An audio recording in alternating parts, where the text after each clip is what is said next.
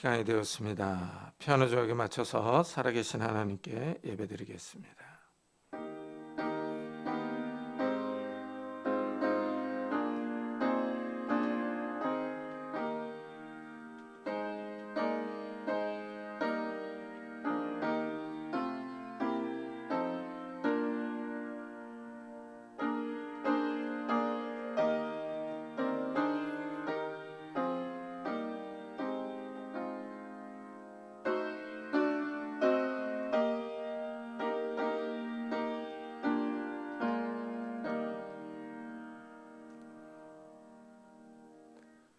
명절 끝날 곧 큰 날에 예수께서 서서 외쳐 이르시되 누구든지 목마르거든 내게로 와서 마시라. 나를 믿는 자는 성경에 이른 것 같이 그 배에서 생수의 강이 흘러나오리라 하시니 이는 그를 믿는 자들이 받을 성령을 가리켜 말씀하신 것이라. 아멘. 주님, 오늘도 우리가 주님 앞에 왔습니다. 정말 우리의 목이 마르고 우리가 하나님의 은혜를 사모하며 하나님 나라를 사모하는 마음으로 나왔습니다. 이 시간 성령 하나님께서 우리 가운데 충만히 임재하셔서 우리의 믿음의 눈을 열어주시고 하늘나라를 바라보며 기뻐하며 즐거워할 수 있는 귀한 시간이 되게 해 주옵소서. 성령 하나님께서 우리 가운데 충만히 임재하셔서 우리의 영혼의 목마름들을 해갈해 주시고 우리의 영혼이 하나님의 은혜로 만족함을 누리며 기뻐하며 즐거워할 수 있는 귀한 예배가 될 수 있도록 축복해 주옵소서. 감사드리며 예수 그리스도의 이름으로 기도드리옵나이다. 아멘. 찬송가대회 교동문 18번을 같이 교독하겠습니다. 교동문 18번 시편 31편입니다.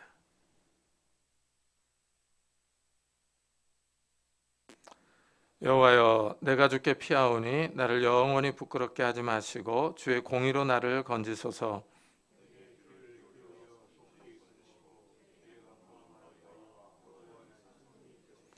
주는 나의 반석과 산성이시니 그러므로 주의 이름을 생각하셔서 나를 인도하시고 지도하소서.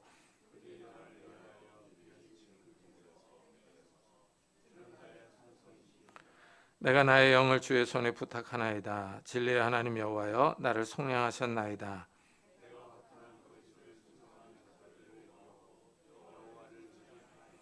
내가 주의 인자하심을 기뻐하며 즐거워할 것은 주께서 나의 고난을 보시고 환난 중에 있는 내 영혼을 아셨으며 나를 원수의 수중에 가두지 아니하셨고 내 발을 넓은 곳에 세우셨음이니이다. 아멘. 사도신경으로 신앙을 고백하겠습니다. 전능하사 천지를 만드신 하나님 아버지를 내가 믿사오며 그의 외아들 우리 주 예수 그리스도를 믿사오니 이는 성령으로 잉태하사 동정녀 마리아에게 나시고 본디오 빌라도에게 고난을 받사 십자가에 못 박혀 죽으시고 장사한 지 사흘 만에 죽은 자 가운데서 다시 살아나시며 하늘에 오르사 전능하신 하나님 편에 앉아 계시다가 저희로서 산자와 죽은 자를 심판하러 오시리라.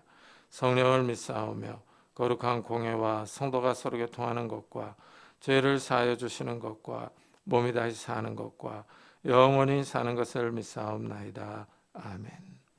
우리 다 같이 자리에 앉으셔서 찬송가 406장을 부르겠습니다.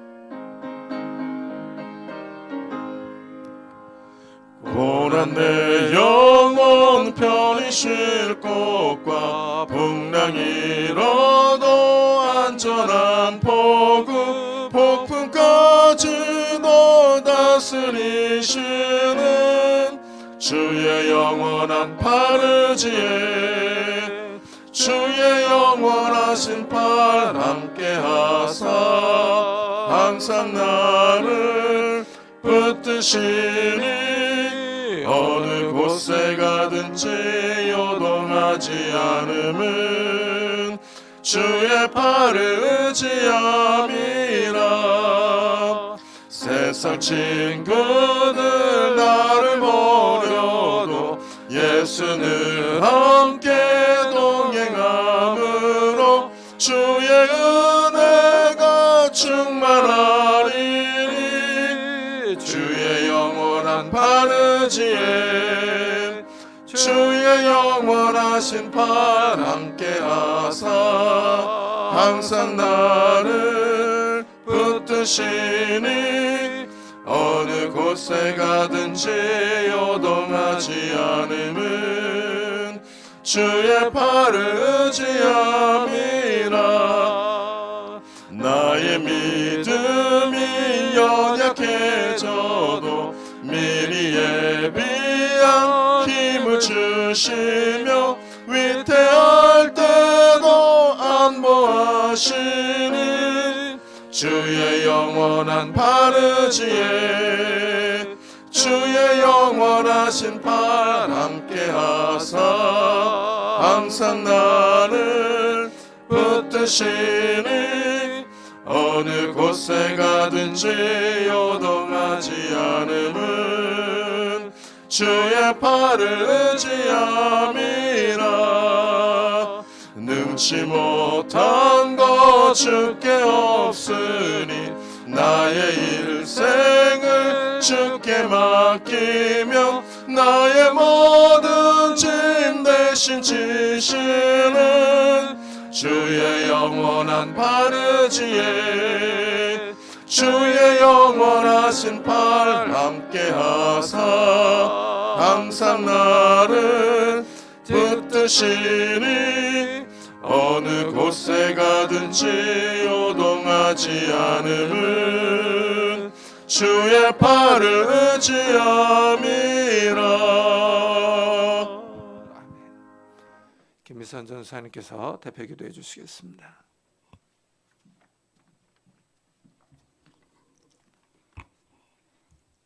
살아계신 하나님 감사합니다. 오늘도 우리를 불러주시고 하나님을 예배하게 하시니 참 고맙습니다. 우리 삶의 주인 되신 완전하신 하나님을 경배합니다. 하나님과 동행하며 언제나 우리를 진리 가운데 참 자유를 누리게 하시는 아버지를 의지합니다. 우리가 살아가는 시간 속에서 영원하신 하나님을 기억하게 하시고 현실 넘어 크신 하나님을 신뢰하게 하옵소서. 지금 삶의 자리가 우리의 영원한 안식처가 아니라 하늘 소망을 가지고 나아갈 때 복음과 함께 고난을 통하여 단련하시는 하나님의 은혜를 깨닫게 하옵소서. 언제나 하나님 앞에 살아가게 하시고 겸손한 마음을 주셔서 주님의 사랑의 풍성함을 누리게 하옵소서. 은혜생교회를 지금까지 인도하신 하나님, 날마다 진리의 말씀이 선포되며 하나님의 은혜가 마르지 않는 풍성하고 따뜻한 교회가 되게 하옵소서. 세계 각처에서는 기근과 전염병, 자연재해와 전쟁으로 온 세상이 신음하지만 하나님의 주권을 늘 인정하며 부름받은 성도로 믿음의 시간들을 인내하며 살아가게 하옵소서. 현실에 변하지 않는 삶이 어렵고 힘들지만 주님은 여전히 하나님의 남은 자를 통하여 오늘도 여전히 일하고 계심을 신뢰하며 주님의 손에 붙들린 자가 되게 하옵소서. 하늘 소망을 가지고 낙심치 말게 하시고 깨어 기도하며 오늘도 주님이 주신 구원의 은혜와 감격을 날마다 누리게 하옵소서. 은혜를 바랄지어다라는 제목으로 우리에게 말씀을 선포하시는 목사님, 늘 성령의 조명하심으로 말씀을 전하게 하셔서 진리의 말씀이 우리의 마음을 진동하게 하셔서 영혼의 구원을 주신 하나님을 경험하게 하소서. 세계 각지에서 주님의 부르심의 소명을 믿음으로 감당하시는 선교사님과 그 가정을 지켜주셔서 하나님의 말씀이 선포될 때마다 구원받는 영혼이 날마다 더하게 하옵소서. 날마다 삶의 자리에서 하나님의 은혜를 구하며 하나님의 아들이시면서 받으신 고난에 온전히 순종함으로 죄인인 우리를 구원하시고 영원한 생명을 주신 예수님의 이름으로 기도합니다. 아멘.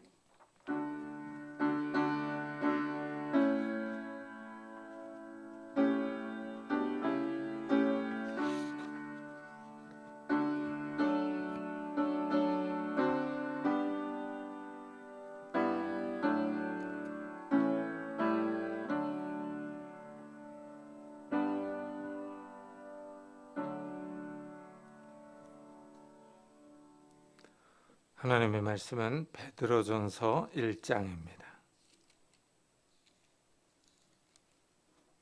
신약성경 377페이지입니다.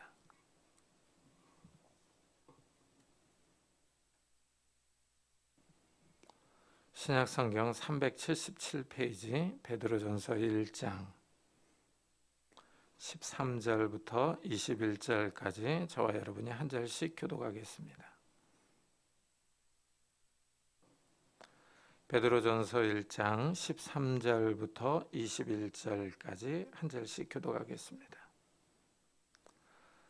그러므로 너희 마음의 허리를 동이고 근신하여 예수 그리스도께서 나타나실 때에 너희에게 가져다 주실 은혜를 온전히 바랄지어다.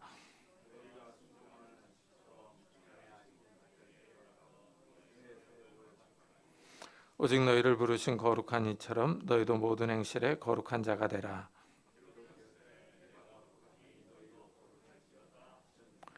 외모로 보시지 않고 각 사람의 행위대로 심판하시는 이를 너희가 아버지라 부른즉 너희가 나그네로 있을 때를 두려움으로 지내라.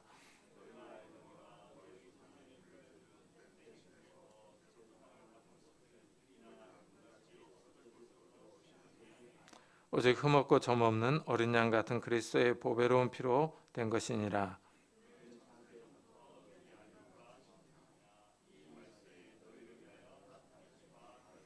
다 같이 너희는 그를 죽은 자 가운데서 살리시고 영광을 주신 하나님을 그리스도로 말미암아 믿는 자니 너희 믿음과 소망이 하나님께 있게 하셨느니라. 아멘. 요즘은 식당에 가면은 이 기계로 주문을 하면은 로봇이 음식을 가져다 줍니다. 이런 모습을 우리 주위에서 쉽게 볼 수 있습니다. 과학기술의 발전이 우리 사회에 큰 변화를 가져오고 있습니다. 이 과학기술의 영향으로 세상이 빠르게 변하고 있습니다. 이래서 현대사회를 4차 산업혁명의 시대라고 말합니다. 과학기술의 발달이 시대를 나눕니다. 하지만 성경은 이 시대를 구분할 때 과학기술이 아니라 예수 그리스도로 나눕니다. 역사는 예수 그리스도가 오시기 이전 시대, 그러니까 before Christ죠, BC로. 그리고 예수 그리스도가 오신 이후 AD, 아노 도미니로 표기를 합니다. 예수님이 역사의 중심입니다. 1차, 2차 세계대전과 같은 중요한 전쟁이나 과학기술의 발달이 시대를 나누는 것이 아니라 예수 그리스도가 시대를 나눕니다. 오늘 말씀에서 이 사도 베드로는 예수님의 오심을 중요하게 말합니다. 13절에서 예수 그리스도께서 나타나실 때 너에게 가져다 주실 은혜를 온전히 바랄지어다 하고 말합니다. 예수 그리스도께서 나타나실 때 그럽니다. 이것은 예수님이 이 세상에 다시 오실 때, 즉 재림을 뜻합니다. 그때 예수님이 가져오실 은혜를 바라보라고 권면합니다. 예수님이 주실 은혜를 소망하라 하는 겁니다. 다시 20절에서는 그는 창세전부터 미리 알린 바 되시니나 이 말세에 너희를 위하여 나타나신 바 되었으니 하고 말합니다. 예수님은 창조 전부터 계셨습니다. 그 예수님이 육신을 입고 이스라엘에 오셨습니다. 이때를 말세, 다른 말로 종말이라고 부릅니다. 예수님이 오신 시대를 말세로 부르는데 지금 우리가 살아가는 이 시대로 신약 시대를 의미합니다. 성경은 이렇게 역사의 처음과 끝이 있다고 말합니다. 사람들은 이 땅의 역사가 그냥 흘러가는 것으로 생각합니다. 하지만 역사는 시작과 종말이 있습니다. 하나님이 이 세상의 만물을 창조하심으로 역사가 시작됐습니다. 이 시작에 예수님이 함께 하셨습니다. 예수님이 바로 성자 하나님으로서 이 세상을 창조하신 분입니다. 그 예수님이 인간의 몸을 입고 이 땅에 오셨습니다. 이때부터 말세가 시작된 겁니다. 예수님이 중동의 작은 나라 이스라엘의 인간의 몸을 입고 오셨습니다. 예수님은 유대인들에게 시기와 질시를 받아서 로마 군인에게 넘겨져 십자가에 못 박혀 죽었습니다. 그러나 하나님이 예수님을 다시 살리셨습니다. 예수님이 부활하신 후에 하늘로 올라가시면서 이 땅에 다시 오실 것을 약속하셨습니다. 세상 사람들은 정신없는 소리를 한다고 하겠지만 예수님이 다시 오심으로 이 땅의 역사가 끝납니다. 사도 베드로는 이 시대가 다시 오실 예수님을 바라보면서 살아가고 있다고 말합니다. 이 시대를 말세로 부르면서 사람들이 어떻게 살아야 할 것인지를 말합니다. 어떤 자세로 말세를 살아가야 하느냐 하는 겁니다. 먼저 베드로는 그러므로 너희 마음의 허리를 동이고 근신하여 예수 그리스도께서 나타나실 때 너에게 가져다 주실 은혜를 온전히 바랄지어다 하고 말합니다. 이 베드로는 특이하게 마음의 허리를 동이라 하고 말합니다. 이 말은 정신을 차리고 일할 준비를 하라 하는 겁니다. 긴 옷을 입고 있는 사람은 옷을 잘 동여매야 일할 수 있습니다. 이와 마찬가지로 마음을 잘 준비하라는 겁니다.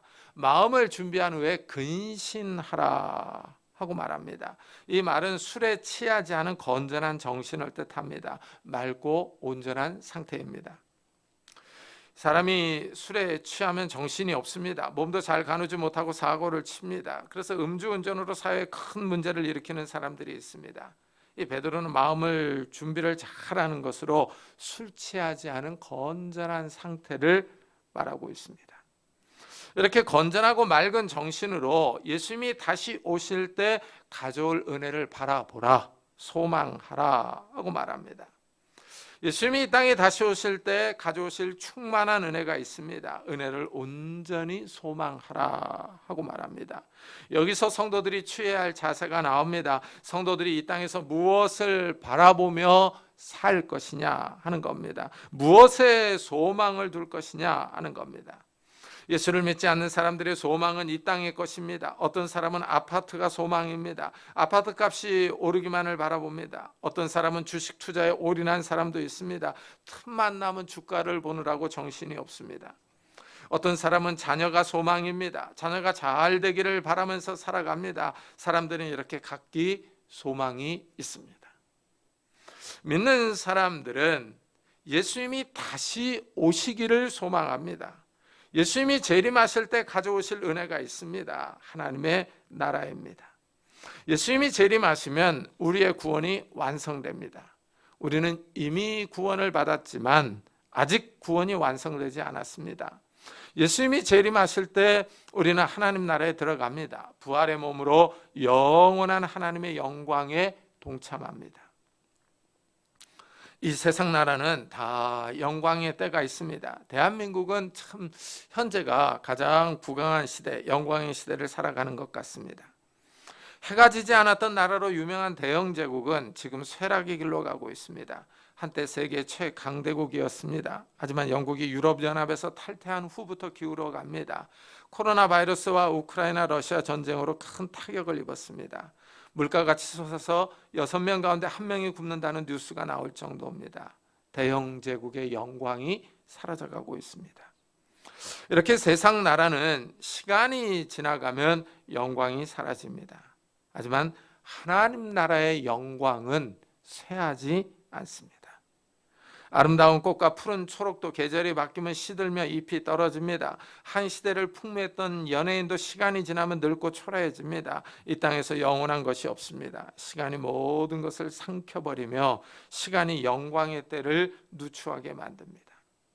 하지만 하나님 나라의 영광은 영원합니다. 이 세상은 태양이 지면 모든 것이 시들어갑니다. 태양의 빛이 비쳐야 만물이 소성합니다. 그러나 하나님 나라에는 태양이 없습니다. 태양과 달이 없고 하나님과 예수님의 영광의 빛이 온 세상을 비춰줍니다. 믿어지지 않는 신기한 나라입니다. 인간의 이성과 지성으로 이해할 수 없는 하나님 나라의 영광이 있습니다. 베드로는 이 영광을 직접 본 사람입니다. 이래서 성도들에게 예수님이 다시 오실 때 가져올 은혜를 소망하라 하고 권면합니다. 예수님의 은혜를 사모하는 사람들은 생활 양식이 다릅니다. 너희가 순종하는 자식처럼 전에 알지 못한 때에 따르던 너희 사욕을 본받지 말고 합니다. 베드로는 성도들에게 이전하고 다른 삶을 살라고 충고합니다. 이전에는 알지 못한 때에 따르던 사욕이 있었습니다. 과거에는 예수님을 알지 못했습니다. 예수님의 은혜와는 전혀 상관이 없는 삶을 살았습니다. 여기서 전에는 우리가 예수를 믿기 이전입니다. 예수님을 구원자로 하나님의 아들로 알지 못하던 시절을 뜻합니다. 이때는 사욕을 본받아서 살아갔습니다. 이 사욕은 육체적인 욕망을 뜻합니다. 우리 육신이 강하게 원하는 것, 바라는 것들입니다. 인간의 육신이 흥미롭습니다. 육신이 원하는 것들이 있기 때문입니다. 육신은 잘 먹고 잘 살기를 원합니다. 인간은 자연스럽게 식욕을 느낍니다. 그런데 여기에 윤리와 도덕의식이 없으면 사람의 욕구는 항상 문제를 일으킵니다. 먹는 것은 자연스러운 욕구입니다. 그러나 어떻게 먹을 것이냐, 이 먹는 것을 얻는 방법이 옳으냐 하는 것입니다. 어떤 사람은 나쁜 짓을 해서 먹고 삽니다. 건전하게 일해서 먹고 살아야 하는데 다른 사람을 속이고 돈을 갈취하고 빼앗아 먹고 사는 사람이 있습니다. 인간의 성욕은 후손을 남기려는 자연스러운 본능입니다. 그러나 여기에도 윤리와 도덕의식이 없으면 문제가 심각해집니다. 성범죄가 일어납니다. 바람이 나서 결혼한 사람과 관계를 맺으면 싸움이 일어나고 가정이 깨집니다. 사회 문제로 비하하기도 하고 심하면 이웃나라와 전쟁까지 발발하는 모습을 역사에서 볼 수 있습니다. 인간의 본능이 자연스러운 것으로 여기며 그냥 놔두면 문제가 심각해질 수 있습니다. 인간의 본능은 윤리와 도덕의식의 범위 내에서 사회 간섭의 한도 내에서 절제해야 합니다. 원하는 것을 마음대로 하면 폭력이 발생하고 범죄가 일어납니다. 이래서 사회에는 법 질서가 있습니다. 법이 인간의 욕망을 절제시키고 있습니다. 하지만 법이 모든 것을 다 제재할 수는 없습니다. 인간의 욕망 때문에 사회에서 크고 작은 사건들이 계속 일어나는 모습을 볼 수 있습니다. 베드로는 예수를 믿기 이전의 사람들은 인간의 욕망을 따라 살았지만 이제는 예수를 알았으니 인간의 욕망을 따르지 말라 하고 명령합니다. 순종하는 자식처럼 행동하라고 말합니다. 이 순종하는 자식처럼 행동하라는 말이 인상적입니다. 순종하지 않는 자식이 있다는 의미이기 때문입니다. 재미있는 사실은 자녀들은 교과서대로 자라주지 않습니다. 개인의 개성이 강합니다. 부모가 그렇게 바르게 교육해도 아이들은 자기 성향대로 생각하고 행동합니다. 특히 신앙은 더 그렇습니다. 아무리 교회 가라고 해도 잔소리로 듣습니다. 사람의 욕망이 강합니다. 그런데 이 욕망이 타락했습니다. 하나님의 말씀을 따르지 않으려고 합니다. 이 욕구가 얼마나 강한지 이 바울은 이렇게 설명해 줍니다. 육신의 생각은 사망이요 영의 생각은 생명과 평안이니라. 육신의 생각은 하나님과 원수가 되나니 이는 하나님의 법에 굴복하지 아니할 뿐 아니라 할 수도 없습니다. 육신에 있는 자들은 하나님을 기쁘시게 할 수 없느니라. 육신의 생각이 하나님과 원수가 된다 하고 말합니다. 사람이 얼마나 타락했는지를 보여줍니다. 이 사람의 생각이 이상합니다. 가만히 있으면 엉뚱하고 이상한 생각들이 계속 올라옵니다. 이 생각을 절제하지 않으면 혼자서 별의별 생각을 다 합니다. 악하고 음란한 생각이 들 때 얼른 털어버리지 않으면 혼자 상상의 나라를 펴면서 이상한 생각을 즐거워합니다. 이런 생각들은 하나님과 원수가 됩니다. 육신의 생각을 따르면 사망입니다. 우리가 아이를 키울 때 부모는 고집부리는 아이의 바람대로 해주지 않습니다. 아이가 원하는 것이 좋지 않은 결과를 가져온다는 사실을 잘 알기 때문입니다. 이와 마찬가지로 우리의 타락한 생각을 따라가면 좋지 않은 결과를 가져옵니다. 이래서 절제와 인내가 필요합니다. 사도 베드로는 예수님의 은혜를 소망하는 사람은 육체의 욕망을 따라가지 않는다고 말합니다. 그러면서 거룩한 삶을 살라고 권면합니다. 오직 너희를 부르신 거룩한 이처럼 너희도 모든 행실에 거룩한 자가 되라. 기록되었을 때 내가 거룩하니 너희도 거룩할지어다. 거룩하신 하나님이 성도들을 부르셨습니다. 여기에 우리가 주목해야 합니다. 이 땅에 많은 사람들이 살고 있습니다. 약 80억 명이 살아갑니다. 이렇게 많은 사람들 가운데 하나님이 우리를 하나님의 자녀로 하나님의 백성으로 부르셨습니다. 이래서 거룩하게 살아야 합니다. 우리를 부르신 하나님이 거룩하기 때문입니다. 성도들이 거룩하게 살아가는 것은 하나님을 닮아가는 겁니다. 육체적인 노동을 하면 몸 여기저기에 더러운 것이 묻습니다. 일을 마치고 물로 깨끗이 씻습니다. 더러운 먼지와 오물을 닦아냅니다. 이와 마찬가지로 우리가 이 세상을 살아가면서 알게 모르게 더러운 말과 행동을 합니다. 이상한 짓들을 저지릅니다. 이런 말과 행동을 버리고 반성하고 뉘우치며 회개하는 겁니다. 이렇게 죄를 버릴 때 우리가 하나님을 닮아갑니다. 우리를 부르신 분이 거룩하기 때문입니다. 사랑하는 사람끼리는 말과 행동이 닮아갑니다. 우리가 하나님을 섬기며 하나님을 사랑하면 하나님을 닮아갑니다. 하나님의 거룩하심을 모방하는 겁니다. 이전에는 인간의 욕망과 욕심을 따라 살아갔지만 이제는 예수님의 은혜를 소망하면서 하나님의 거룩하심을 따라가는 겁니다. 이렇게 예수님의 은혜를 소망하는 사람들은 삶의 양식이 다르게 변해갑니다. 그렇지 않으면 큰일 나기 때문입니다. 사람이 죽은 후에 하나님의 마지막 심판이 있습니다. 외모로 보시지 않고 각 사람의 행위대로 심판하시는 이를 너희가 아버지라 부른즉 너희가 나그네로 있을 때를 두려움으로 지내라 합니다. 베드로는 하나님의 심판이 있다고 증언합니다. 사람이 다른 사람에게 평가를 받으면 긴장이 됩니다. 만일 사법기관의 재판을 받으면 그 긴장감은 이루 말할 수가 없습니다. 재판관이 어떤 판결을 내릴지 알 수 없기 때문입니다. 사회에서도 죄를 저지르면 재판을 받고 합당한 형벌을 받습니다. 이와 마찬가지로 사람은 죽은 후에 하나님께 재판을 받습니다. 사람이 한 번 죽는 것은 정한 질서입니다. 죽은 후가 문제입니다. 2017년에 개봉된 신과 함께 죄와 벌이라는 영화가 큰 인기를 끌었습니다. 1,400만 명 이상이 본 영화입니다. 이 영화에 따르면 사람이 죽은 후에 심판을 받습니다. 그것도 7번이나 받아야 합니다. 7개의 지옥에서 7번의 심판을 무사히 통과한 사람만이 다시 환생하여 새로운 삶을 산다고 합니다. 만화 웹툰을 영화로 만든 작품입니다. 만화의 줄거리이니까 황당합니다. 그런데 여기서 재밌는 사실은 믿지 않는 사람들도 죽은 후에 재판을 받는다고 생각한다는 점입니다. 이 영화가 엉터리인 건 사실이지만 사람들에게 죽은 후를 생각하게 만드는 점은 아주 긍정적입니다. 죽은 후가 있다는 사실입니다. 성경은 이것을 명확하게 말합니다. 사람이 죽은 후에 영원히 살아 있습니다. 예수님이 재림하시면 죽은 사람이 다시 살아나서 마지막 심판을 받습니다. 이것이 무섭습니다. 성경은 마지막 심판이 있다고 증언합니다.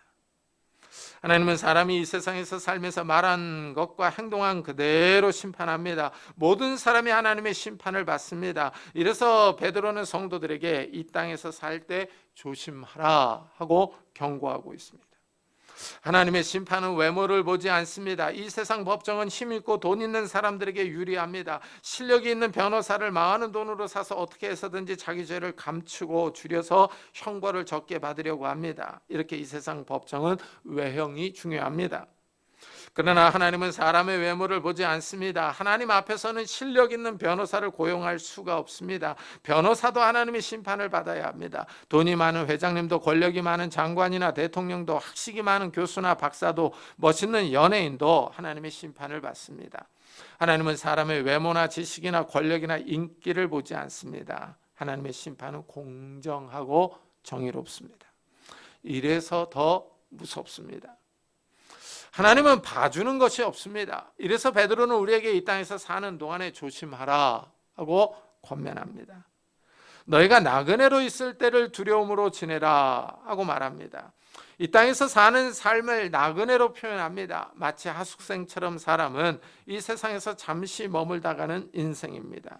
사람들은 인생의 짧음을 아쉬워합니다. 시를 읽고 노래합니다. 인생은 나그네 길, 어디서 왔다가 어디로 가는가 하는 노래를 많은 사람이 즐겨 부릅니다. 나그네처럼 우리의 삶이 짧습니다. 이 땅에서 큰 성공을 이루었어도 인생이 짧아서 아쉽고 허무하고 공허합니다. 이래서 인생을 비관하기도 하고 즐겁게 살려고 하는 사람도 있습니다. 사람이 하나님을 알지 못하기 때문에 인생의 짧음이 아쉽고 허무하고 공허합니다. 하지만 하나님의 구원 계획을 알면 인생이 그렇게 허무하지 않습니다. 하나님이 사람에게 주려고 준비하는 하나님 나라의 은혜를 알면 인생이 공허하거나 허무하지 않습니다. 인생이 짧다고 비관할 필요도 없습니다. 하나님 나라의 영광이 우리를 기다리고 있기 때문입니다. 예수님의 은혜를 기다리는 사람들은 이 땅에서 잘 살아야 합니다. 인생이 나그네처럼 짧지만 마지막에 하나님의 심판이 있습니다. 이래서 성도들은 이 땅에서 살 때 두려워하면서 생활해야 합니다. 내 마음대로 내 육체의 욕망대로 살 수가 없습니다. 예수 믿는 사람들은 간혹 하나님만 없다면 내 마음대로 살 텐데 하는 생각을 하기도 합니다. 하나님의 눈이 사람의 모든 말과 행동을 지켜보고 있습니다. 우리나라에는 카메라가 많습니다. 거리마다 CCTV가 있고 차마다 블랙박스가 있습니다. 함부로 행동했다가는 다 찍힙니다. 거리에 있는 CCTV는 음성이 녹음되지 않습니다. 그러나 하나님은 우리의 말과 행동을 다 녹화하고 있습니다.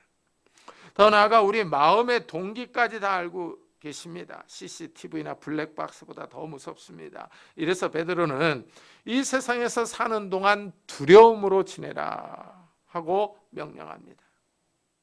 하나님의 심판이 있기 때문에 성도들은 말과 행동에 조심해야 합니다. 하나님의 심판이 강제적으로 우리의 말과 행동을 절제하게 만듭니다. 그런데 이런 강제성 외에도 예수를 믿는 사람들은 자연스럽게 변합니다. 변하지 말라고 해도 사람이 변합니다. 성도들이 구원받았기 때문입니다. 너희가 알거니와 너희 조상이 물려준 헛된 행실에서 대속함을 받은 것은 은이나 금같이 없어질 것으로 된 것이 아니요 하고 말합니다. 사람은 조상으로부터 물려받은 것이 있습니다. 유산을 물려받지 않은 사람이라도 죄는 물려받습니다. 사람이 죄로 부패했습니다. 부패한 마음과 몸으로부터 나오는 행동이 있습니다. 이런 말과 행동이 하나의 문화와 관습을 만들어 타락한 축제가 나오기도 합니다. 브라질의 카니발 축제나 동성애자들의 축제를 보면 문란합니다. 부끄러움과 수치심이 없습니다. 원색적인 육체의 본능을 따라가며 즐거워합니다. 요즘 대중문화 역시 아주 자극적입니다. 우리나라에는 아이돌 그룹이 많아서 경쟁이 심각합니다. 아이돌 그룹도 살아남기 위해서 과하게 노출하는 의상을 입고 현란한 춤을 춥니다. 자극적인 춤을 춰야 대중의 관심을 받고 섹시하다는 칭찬을 듣습니다. 사람들은 자극적인 것을 좋아하며 본능에 충실해져 가고 있습니다. 우리가 사는 세대가 이상합니다. 대중매체는 더 자극적으로 변해갑니다. 사람의 시선을 사로잡아야 영상의 조회수가 올라가고 돈이 됩니다. 영상을 만드는 사람들이 조회수와 시청률에 목을 매는 이유입니다. 이래서 사람들의 눈가기를 자극하는 영상을 만듭니다. 의상도 사람들의 눈에 한 번이라도 더 띄려고 많이 노출하는 옷을 입습니다. 대중문화뿐 아니라 금융과 경제도 마찬가지입니다. 사람의 욕심이 끝이 없습니다. 최근 워런 버핏이 버크셔 해더웨이 주주 총회를 했습니다. 여기서 워런 버핏이 한 말 가운데 덜 현명한 사람이 있는 한 기회가 있다라고 한 말이 크게 조명을 받았습니다. 많은 투자자들이 이 말이 아주 인상적이었다고 말합니다. 그런데 이 말을 잘 생각해 보면 현명한 사람이 미련한 사람의 돈을 가져가는 겁니다. 물론 투자가 정당한 범위 내에서 이루어지기 때문에 범죄가 아니라 합법적이며 현명한 투자입니다. 많은 투자자가 이 말을 되새기는 데에는 욕심이 깔려 있습니다. 다른 사람이 잘못 투자한 것으로 부를 이루려는 것입니다. 다른 사람이 실수하기를 바라는 투자자들의 욕심을 잘 볼 수 있습니다.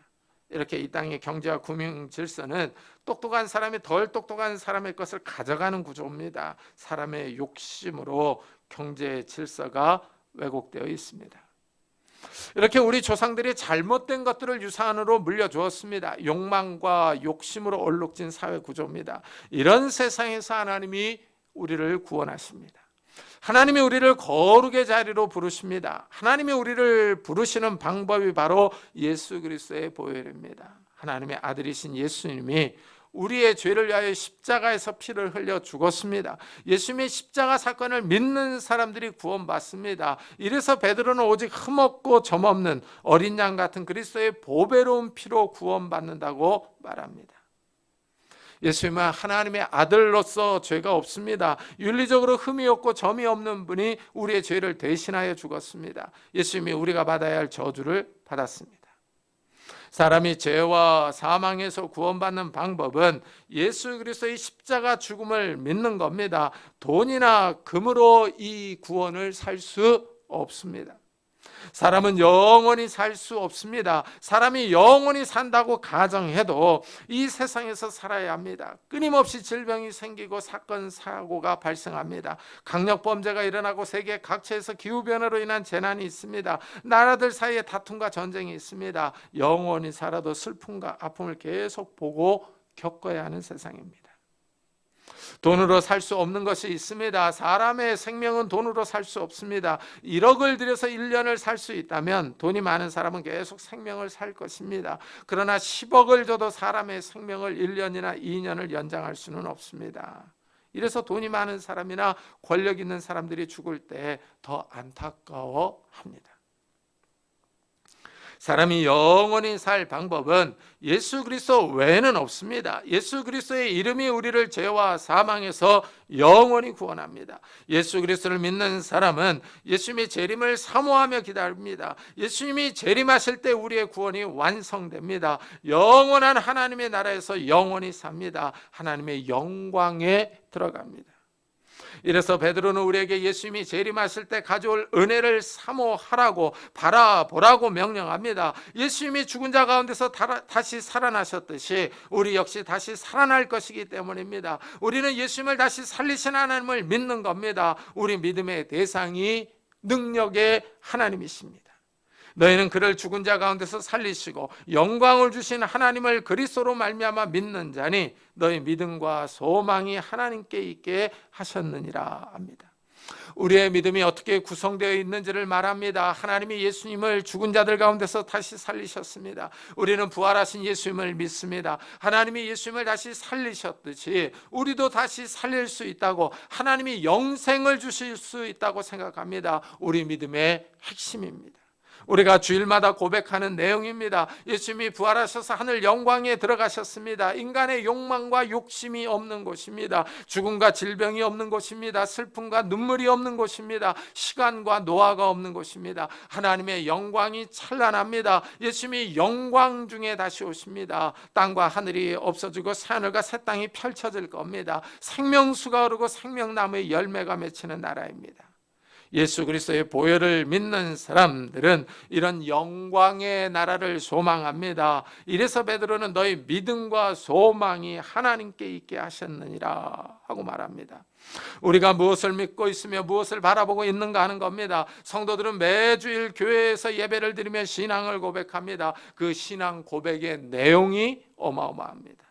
이 땅의 역사가 끝나고 영원한 세계가 시작될 것을 믿습니다. 엄청난 일입니다. 우리가 살아가는 땅과 하늘이 사라지고 새로운 땅과 하늘이 시작된다고 믿습니다. 세상 사람들이 볼 때 성도들의 정신이 이상합니다. 환상적인 내용을 믿고 있습니다. 그런데 이렇게 믿는 사람들이 많습니다.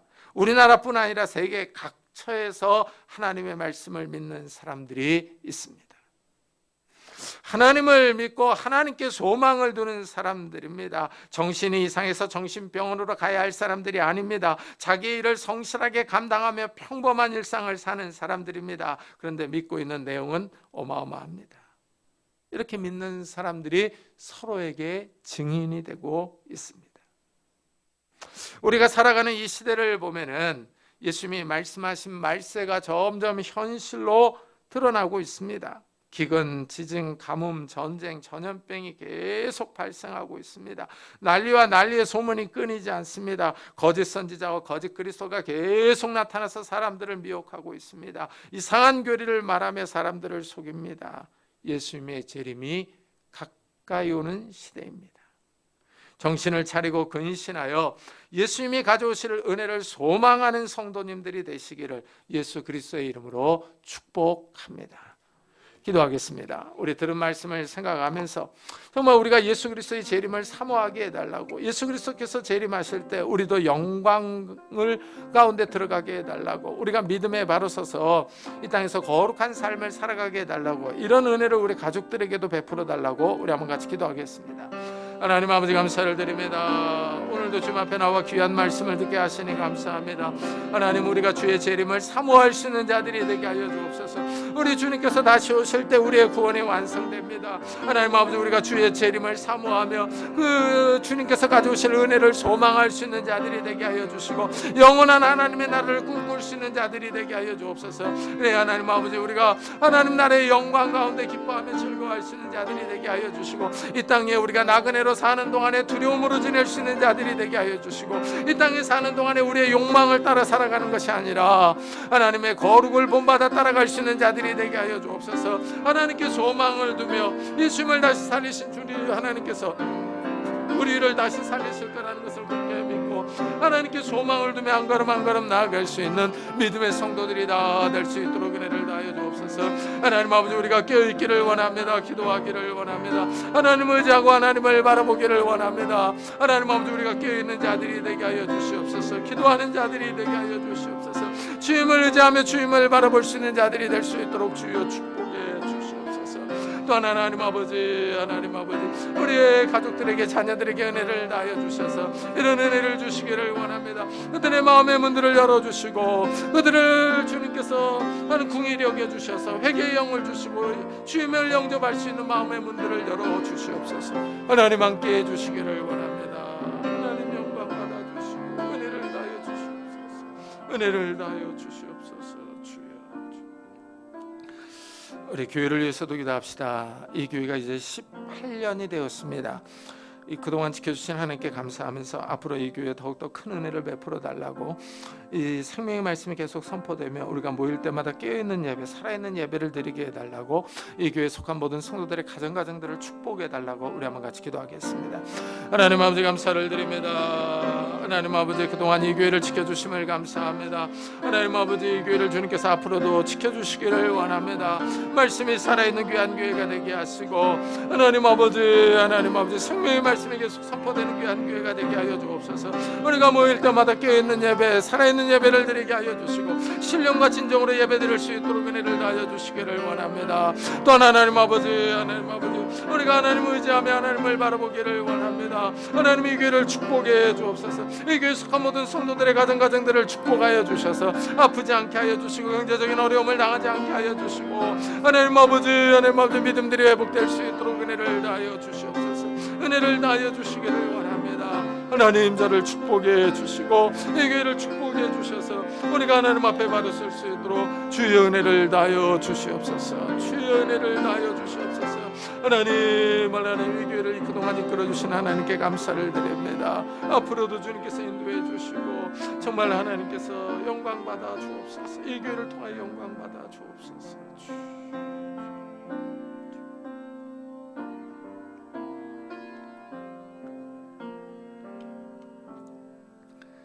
주님, 우리가 주의 재림을 사모할 수 있는 자들이 되게 해 주옵소서. 우리 주님께서 다시 오실 때 가져오실 은혜와 영광을 소망하는 자들이 될 수 있도록 축복해 주옵소서. 정말 우리에게 새하지 않고 썩지 않고 사라지지 않는 그 영원한 나라를 주시기로 약속하셨사오니, 하나님, 우리가 그 나라를 소망하며 갈망하며 이 땅에서 우리가 나그네로 사는 동안에 두려움으로 지낼 수 있도록 축복해 주옵소서. 그래서 우리의 삶을 거룩하게 하시고 우리가 욕망과 욕심을 따라 살아가는 것이 아니라 성령을 따라 살아갈 수 있는 자들이 될 수 있도록, 말씀을 따라 살아갈 수 있는 자들이 될 수 있도록 축복해 주옵소서. 하나님, 우리 주님을 죽은 자 가운데서 다시 살리신 그 하나님의 능력을 믿습니다. 우리를 다시 살리시며 우리에게 영원한 생명을 주실 그 하나님을 찬양하며 하나님께 소망을 두며 살아갑니다. 우리의 소망이 부끄럽지 않도록 우리에게 날마다 힘을 주시고 은총을 베풀어 주옵소서. 이런 은혜를 우리 온 식구들에게도 함께 허락해 주셔서 우리 온 가족들이 하나님을 잘 섬길 수 있도록 축복해 주옵소서. 감사드리며 예수 그리스도의 이름으로 기도드리옵나이다. 아멘. 우리 찬송가 407장을 하나님께 드리겠습니다.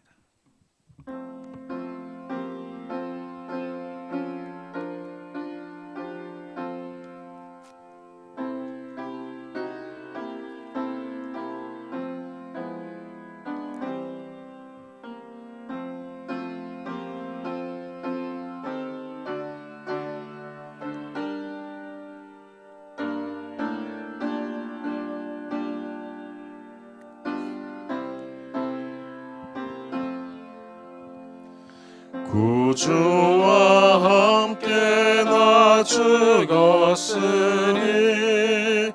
구주와 함께 나 살았도다. 영광의 그날에 이르도록 언제나 주만 바라봅니다. 언제나 주는 날 사랑하사 언제나 새 생명 주시나니 영광의 그날에 이르도록 언제나 주만 바라봅니다. 마음속에 시험을 받을 때와 무거운 근심이 있을 때에 주께서 그때도 같이 하사 언제나 나를 도와주시네. 언제나 주는 날 사랑하사 언제나 새 생명 주시나니 영광의 그날에 이르도록 언제나 주만 바라봅니다. 뼈 아픈 눈물을 흘릴 때와 쓰라린 마음으로 단식할 때 주께서 그때도 같이 하사 언제나 나를 생각하시네. 언제나 주는 날 사랑하사 언제나 새 생명 주시나니 영광의 그날에 이르도록 언제나 주만 바라봅니다. 내 몸의 약함을 아시는 주 못 고칠 질병이 아주 없네. 괴로운 날이나 기쁜 때나 언제나 나와 함께 계시네. 언제나 주는 날 사랑하사 언제나 새 생명 주시나니 영광의 그날에 이르도록 언제나 주만 바라봅니다.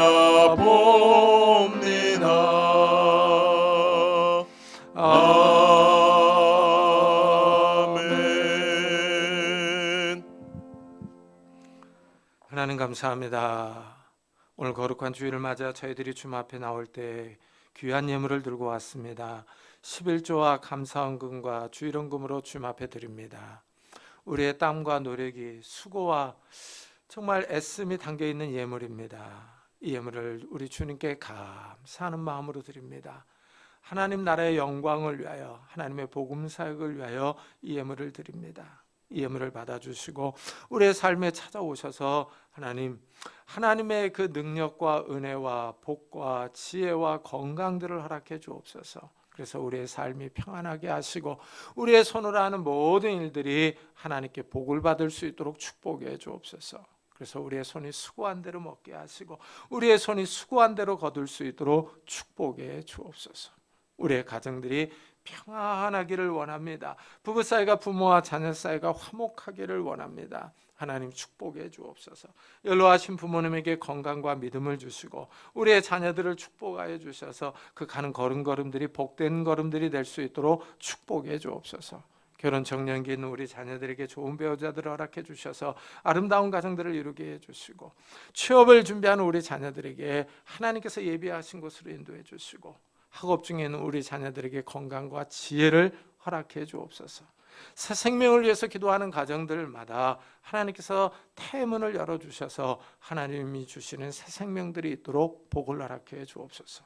하나님, 우리의 삶이 하나님 앞에 있습니다. 우리가 이 땅을 살아갈 때 힘들고 외로울 때 우리가 주님을 의지하고 기도하며 하나님의 도움을 바라볼 때마다 하나님께서 우리에게 함께 하셔서 우리를 외롭지 않게 하시고 우리에게 능력과 지혜를 허락해 주셔서 이 땅을 힘있게 살아갈 수 있도록 축복해 주옵소서. 오늘도 주님 앞에 나올 때 육신의 질병으로 인하여 기도하는 성도님들을 축복해 주옵소서. 예수 그리스도의 이름으로 명하노니 더러운 질병들아 다 떠날지어다. 예수 그리스도의 이름으로 명하노니 더러운 귀신들아 떠날지어다. 강건할지어다. 하나님, 우리 영혼을 괴롭히는 조울증과 우울증들, 걱정과 근심과 두려움들 또한 다 떠나갈 수 있도록 은혜를 베풀어 주셔서 마음에 하나님이 주시는 평안함이 있게 하시고 담대함과 용기와 기쁨들이 우리 마음을 지배할 수 있도록 축복해 주옵소서. 하나님, 이 예배를 드리고 또 나가서 우리가 한 주간 동안 세상에서 생활합니다. 우리를 홀로 버려두지 마시고 성령 하나님께서 동행해 주셔서 우리가 어느 곳에 있든지 무엇을 하든지 우리에게 힘을 주시고 우리에게 능력을 주시고 정말 밝고 기쁜 마음대로 허락해 주셔서 힘있게 살아갈 수 있도록 축복해 주옵소서. 오늘도 복음 사역을 감당하는 우리 선교사들을 축복하셔서 아프지 않고 인종차별당하지 않고 경제적인 어려움을 당하지 않고 복음 사역을 잘 감당할 수 있도록 축복해 주옵소서. 감사드리며 예수 그리스도의 이름으로 기도드리옵나이다. 아멘. 교회 소식을 알려드리겠습니다. 이번 주에 읽을 성경 본문은 민수기 21장부터 27장, 열왕기하 23장부터 역대상 4장, 욥기 14장부터 20장, 베드로전서 2장부터 베드로후서 3장까지입니다. 이번 주는 교회 생일입니다. 18해 동안 이 교회를 인도해 주신 하나님께 감사와 영광을 드립니다. 교회 생일을 맞아 여전도에서 점심 식사를 준비했습니다. 식탁의 교제를 나누고 돌아가시면 좋겠습니다. 교회에서 그동안 협력 후원한 강원하 선교사님이 파송교회 위임 목사가 되었습니다. 다산 성암교회라고 남양주에 있는 교회인데요. 그래서 그 위임 목사가 돼서 어제 제가 가서 축하해주고 왔습니다. 우리 다 같이 자리에서 일어나셔서 살아계신 주 부르고 예배 마치도록 하겠습니다.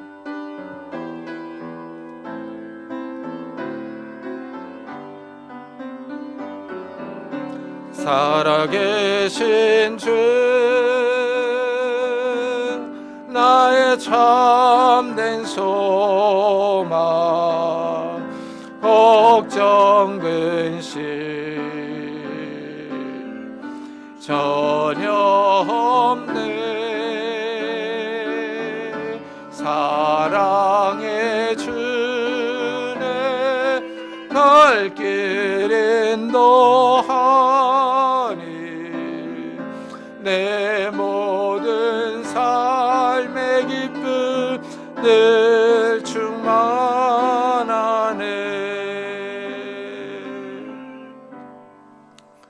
지금은 우리 주 예수 그리스도의 은혜와 하나님의 사랑과 성령님의 교통하심이 예수님이 다시 오실 때 가져올 은혜와 영광을 소망하며 돌아가는 우리 사랑하는 성도들 위에 지금부터 영원토록 함께 있을지어다. 아멘.